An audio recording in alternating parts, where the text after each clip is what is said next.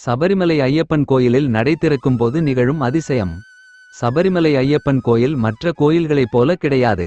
இங்கு ஒவ்வொரு மாதமும் நடை திறக்கும்போது சில அதிசயங்கள் நிகழும். அதை பற்றி இந்த பதிவில் காண்போம்.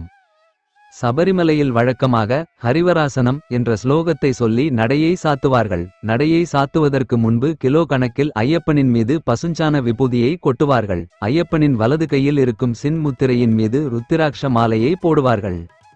இதற்கு காரணம் சுவாமி ஐயப்பன் தவக்கோலத்தில் இருக்கப் போகிறார் என்பதற்காகவேயாகும். மேலும் சுவாமி ஐயப்பனின் இடது கையில் தண்டம் கொடுத்து ஒரே ஒரு விளக்கை மட்டும் ஏற்றிவிட்டு வெளியே வந்து நடையை சாத்திவிடுவார்கள்.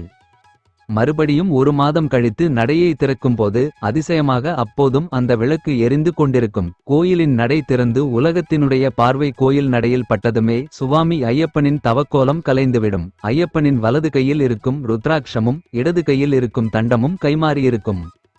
பூசாரி உள்ளே வந்ததும் எரிந்து கொண்டிருந்த விளக்கு அணைந்து விடும். ஐயப்பன் மீதிருக்கும் விபூதி கீழே கொட்டிவிடும். இந்த அதிசயம் ஒவ்வொரு மாதமும் நடப்பதாக சொல்லப்படுகிறது. சுவாமி ஐயப்பன் சபரிமலையிலே உயிர்ப்புடன்தான் இருக்கிறார் என்பதற்கு இதுவே சிறந்த எடுத்துக்காட்டாகும். சபரிமலையில் மகரஜோதி ஒவ்வொரு ஆண்டும் ஜனவரி 14ஆம் தேதி காணப்படுகிறது. மகரஜோதி என்பது வானில் தெரியும் நட்சத்திரமாகும். இந்த அதிசய நிகழ்வை பார்ப்பதற்காகவே ஒவ்வொரு ஆண்டும் எண்ணற்ற ஐயப்ப பக்தர்கள் சபரிமலையில் குவிகிறார்கள். மகரவிளக்கு என்பது சபரிமலையில் உள்ள பொன்னம்பலமேடு என்ற மலையில் தோன்றும் ஒளியாகும். எனவே மகரஜோதி மற்றும் மகரவிளக்கு இவை இரண்டும் வெவ்வேறாகும். மகரவிளக்கு இயற்கையாக தோன்றும் ஒளி என்பது பக்தர்களின் எண்ணமாக இருந்தாலும் இது உண்மையிலேயே செயற்கையாக மனிதர்களால் உருவாக்கப்படும் நிகழ்வு என்பதை கேரள அரசு ஒப்புக்கொண்டுள்ளது குறிப்பிடத்தக்கது.